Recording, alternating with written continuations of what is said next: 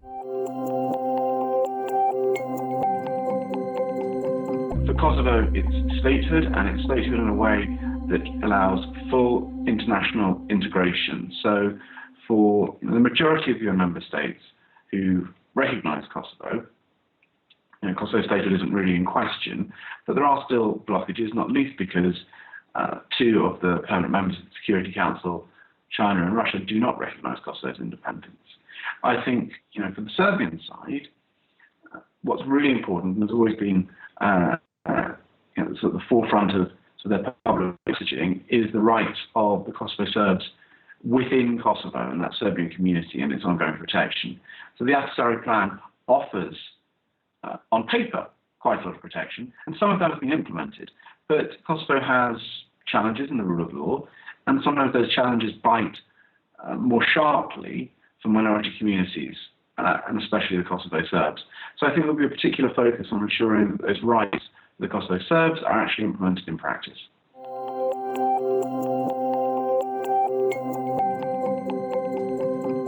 I think there are two things.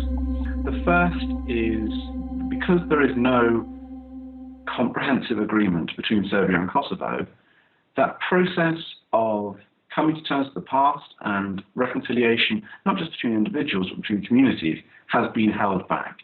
So there is a big conversation that needs to be had, and probably also within the context of these talks, about the past and about dealing with the difficult legacy that generated. There were about 10,000 civilian victims of the conflict.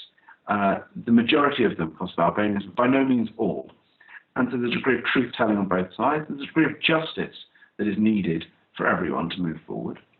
And the second bit is a little bit on the rule of law. It's a challenge across the whole region, but also making sure that states deliver not just for people who have access to power, but for people who are perhaps less powerful, I wouldn't say powerless, and that particularly includes minority communities. So in Kosovo's framework, that might be a bit on self-government for the local Serbs, and that's about local government. It's about how they organise, how they're represented at the central level as well. And there's also a bit about making sure that the court system and everything allows full access, not just on paper, but real access, so that it creates trust for all communities.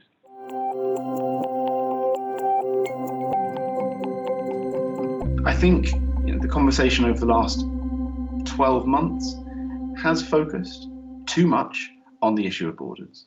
I think a comprehensive deal is needed, and a comprehensive deal by its nature requires a lot of truth-telling and a lot of engagement on more difficult areas. And it seems very easy to move borders, but actually it just opens up more questions than it answers. And I think the 29th of April meeting is the latest in a series of meetings that is encouraging with a more comprehensive approach, but a more transparent approach as well. And that's the kind of thing that will help any agreement get over the line in both Serbia and in Kosovo.